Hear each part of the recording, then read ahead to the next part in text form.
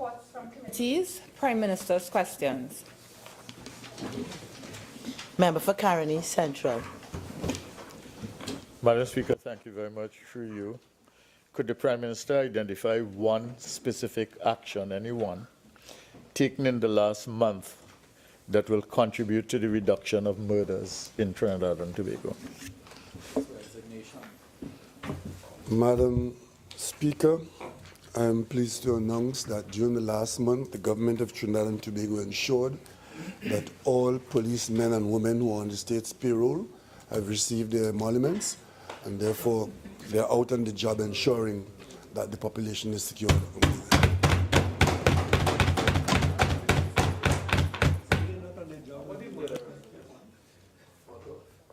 Follow-up question, Madam Speaker. I'm a little flabbergasted by the Prime Minister's answer. Prime Minister, I understand your response, but would the Prime Minister say that perhaps action of a much more strategic nature than the normal assurance that police would be on the job might be more appropriate as an answer for this? And that is what I was looking for. Madam Speaker, given the facetious nature of the question, I do not know of anything more fundamental than ensuring that the public officers whose job it is to secure the population are properly resourced and properly paid to be on the job to carry out the duties assigned. Follow-up.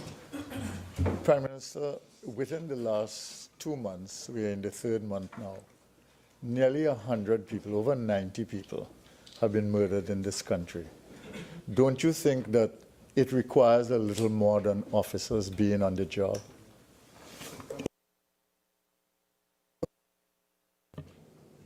The question specifically asks for naming one item.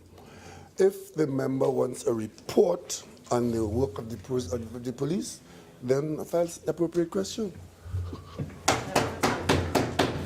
Prime Minister, in your response, initially to the question, you said that you made sure that policemen had the emoluments and whatever, and they were on the job. Are you implying in any way that policemen were not on their jobs, either mentally or physically, prior to them getting these emoluments, and that we had a problem? I am not implying that. If you want to deal with implications, in the event that police officers are not properly resourced and put on the job, we'll be in a far worse situation than we are today. Remember the blue flu. For Caroni East. Through you to the Honourable Prime Minister, in light of the revelations of the United States State Department's 2016 International Narcotics Control Strategy Report about drug rehabilitation capacity being under-resourced, could the Prime Minister inform the House what measures are being implemented by the government to improve the resourcing and funding of such operations? Madam Speaker, these statements are relative, and may I just indicate that I personally have not concluded any analysis of this report, but since it focuses on the whole question of narcotics control strategies for Trinidad and Tobago, I simply want to say that talking about under-resourcing, this is a relative term. We in Trinidad and Tobago are making every effort to ensure that what is affordable by Trinidad and Tobago as a nation is directed to this particular intractable problem. The treatment of narcotics in any country, particularly Trinidad and Tobago and the United States in particular, is not simply a matter of resources. As a matter of fact, academic studies have shown that as over the last 2 decades, the amount of resources directed to the drug trade by the United States has in no way blunted the demand nor the movement of narcotics into the United States. So focusing on resource, on under-resourcing is not a guarantee that to say that the resources are available, that the problem is solved.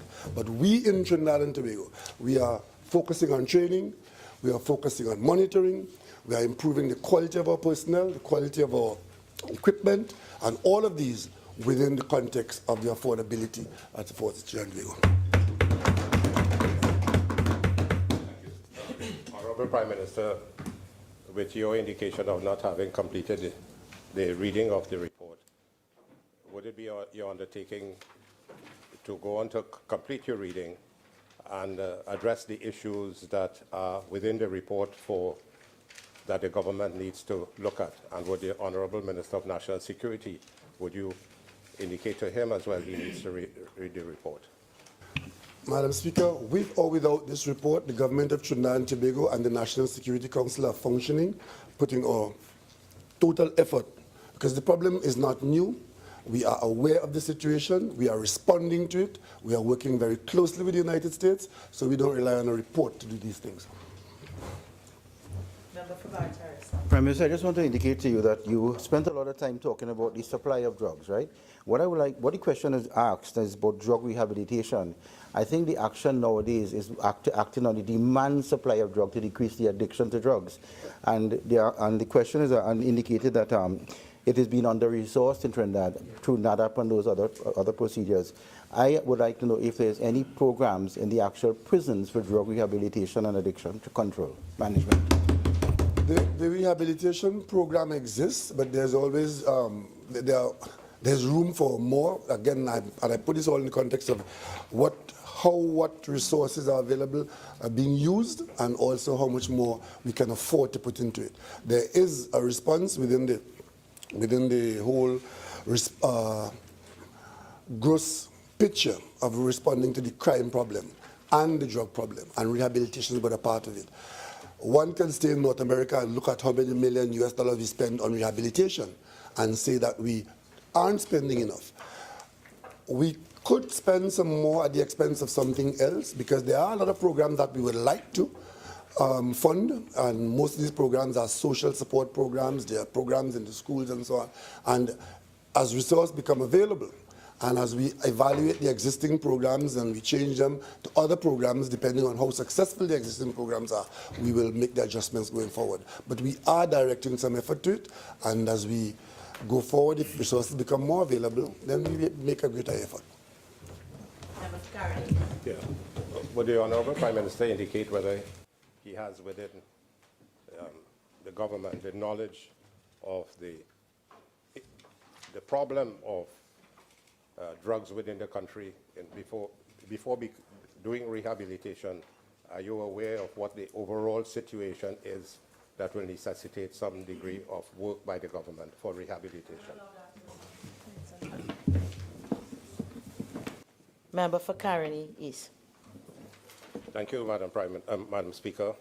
Could the Honourable Prime Minister inform this House what initiatives are being undertaken to deal with the, inverted commas, corruption and gaps in legislative and organizational implementation, close quote, identified in the U.S. State Department's 2016 International Narcotics Control Strategy Report? That's another one of the issues that was raised. Madam Speaker, I probably have not got to that page yet, and I would not like at this stage to respond specifically to the specific matter of corruption and gaps in legislative.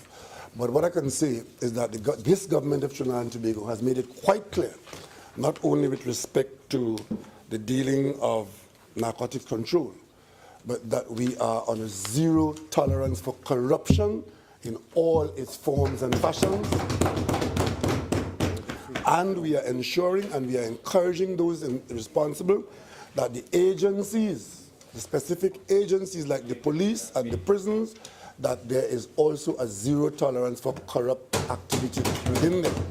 So outside of this report, that is our stance on it. Do you have any answer for the issue of the legislative aspect of this issue?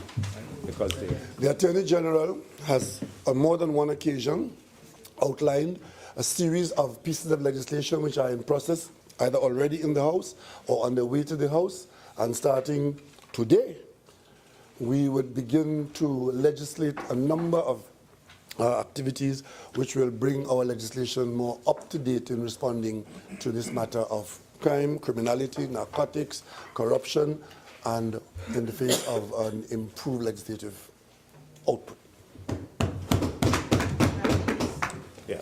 The other issue of organizational implementation. You have any ideas on that to give to the House and to the people? The public service, which is largely the area where these matters are dealt with, is continuously under review. We have to admit that there are some significant shortfalls, not the least of which is an absence of succession planning at the top of the public service, which is causing some challenges, but we are surviving and we are improving on that. Member for Point Appeal. Thank you, Madam Speaker. To the Honourable Prime Minister, could the Prime Minister indicate whether the government intends to pay public servants all outstanding arrears by month end? Madam Speaker, as the Minister of Finance had given a commitment early on to find the monies to keep the commitment that was made in an environment where there were significant challenges to pay these monies to public servants. Half of those monies were paid earlier on, and I can tell you today, Madam Speaker, that the Minister of Finance has been able to arrange the source of funds to ensure that the monies are available by March 31st to pay public servants the outstanding back pay. However, Madam Speaker, the payment of that money to the individual officers in the various departments would not be delayed as a result of no funds being available after March 31st, but on the department's ability to make the pay sheets prepared and ready for disbursements to officers. So after March 31st, the matter would be a departmental efficiency matter. Thank you. Honourable Prime Minister, you indicated in your answer that the Honourable Minister of Finance has been able to arrange the source of these funds. Would you care to say whether these funds are coming from recurrent revenue or whether they are part of any loan that has been taken in order to meet these payments? Madam Speaker, the member, my colleague from Tabakit, must know that when this offer was made and contracted with public servants, there was no source of recurrent revenue to pay it. It had to be paid from borrowings. That is a handover from the last government. At the time when 14% was given to public servants, it was done with the eyes wide open that there were no revenues to pay that money. So to keep that contract, we are now having to borrow to pay, and the Minister of Finance has sourced that in Howie. Thank you, Madam Speaker. In relation to the Prime Minister indicating that monies would be allocated through the Minister of Finance by the 31st of March, will that take into consideration arrears owed to workers at the Agricultural Development Bank, the Chaguaramas Development Authority, the Civil Aviation Authority, and the Betting Levy Board of Trinidad and Tobago? Madam Speaker, I use public servants in the widest sense of the term, and public servants is a described term. Member for Caroni. Honourable Prime Minister, do you have any idea or knowledge of the total amount that is owed to the public servants in the widest sense that you indicated? The total amount owed to public servants, the outstanding amount, having paid a portion before, is $2.5 billion approximately.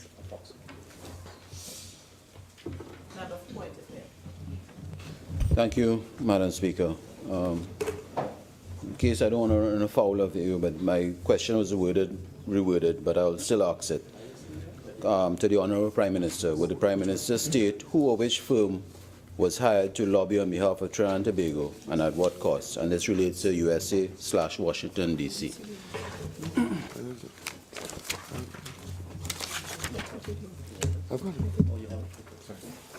Madam Speaker, in December 2015,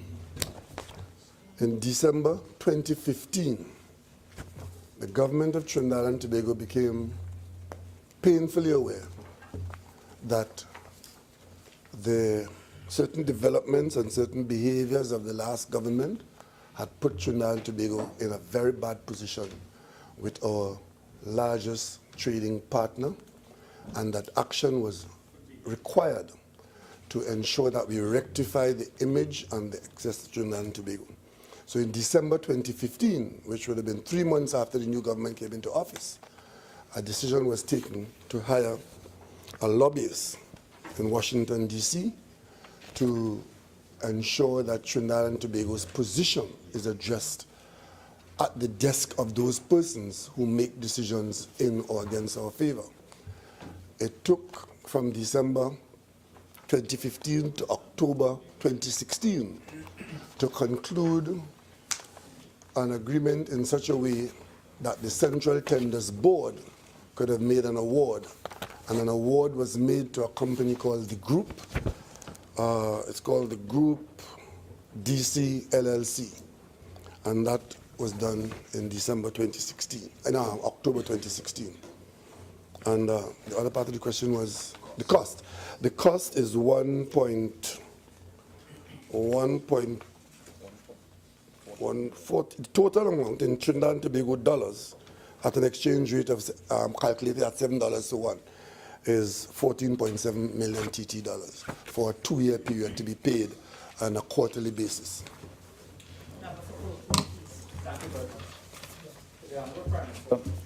Well, first, would the Prime Minister care to give us any specific as to what behavior, what conduct, or what development prior to September 2015 that jeopardized the relationship between Trinidad and Tobago and the United States?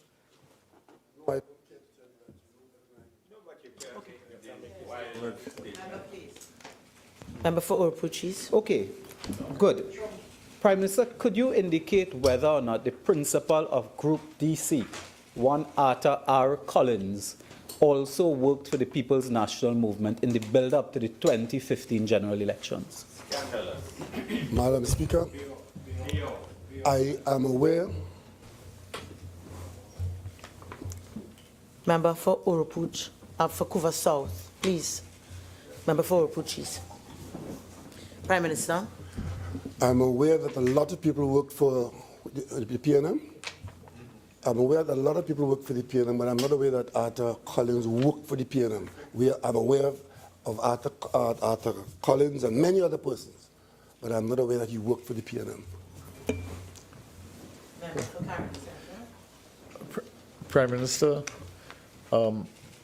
if my information is correct that the group hired is largely aligned to the Democratic Party in the United States, would that become a liability in terms of lobbying access under the Republican administration, Congress, and Senate? I don't see that as a liability, and when one bears in mind that this decision was made in December 2015. In December 2015, the administration in the United States was a Democratic administration. An election was due 1 year later, and that election could have thrown up a Democratic president or a Republican president. And surprisingly, on this occasion, it threw up a Republican president. But given the nature of lobbying and the structure of the American government, the president is only one part of the system. There's the Congress, there's the Senate, there are individuals, and we're still very much satisfied that the lobbyists can prosecute our interests. Thank you very much. Honourable Prime Minister, are you aware that an agreement, which is now registered with the Justice Department, was signed between the Government of the Republic of Trinidad and Tobago on the 31st day of October 2016, signed by Suzette Taylor-Leachy of the Ministry of Finance, and signed by one Arthur Collins of the Group DC, for lobbying purposes. It's set out in the contract, which I have a copy of here. What's the date of the contract? 31st of October 2016. Madam Speaker, if the member had managed to get to the House in time, she would have known that I just said that. No, he never said that. And let me just put it on the record, because the member for Siparia has just made a statement which is not true. I never said I don't know Art Collins. And let me put it differently. I know Art Collins very well. And in choosing a lobbyist, one of the reasons why we chose Art Collins' group, the group, is because we know them and we are satisfied that they can do the job that we want them to do. So it is quite wrong. It is quite wrong for the member for Superior to come in late, and try to put on Hansard that I have said that I don't know at Collins. Member for Superior? Member? Order. Order.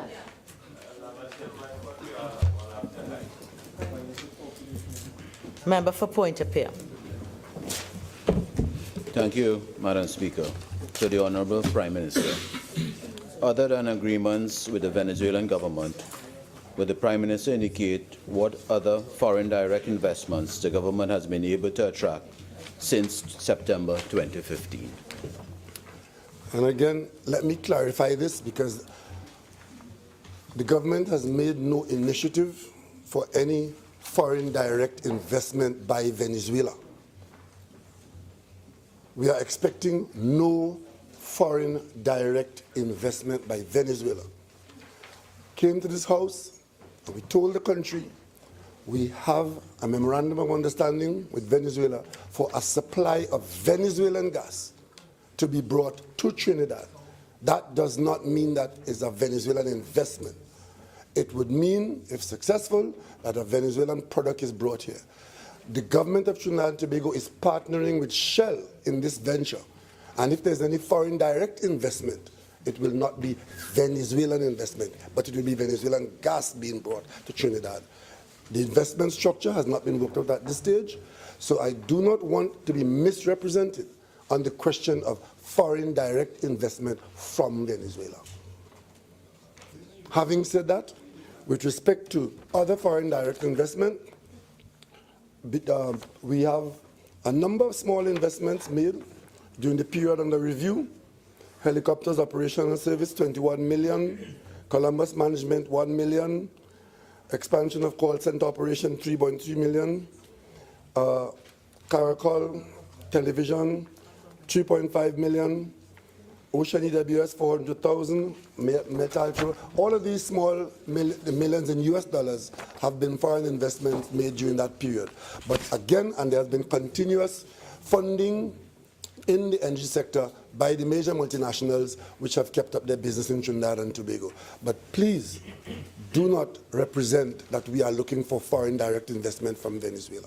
We're looking for gas from a Venezuelan field that coming to Trinidad would involve foreign direct investment and probably some local investment, and that is what we are working on. John?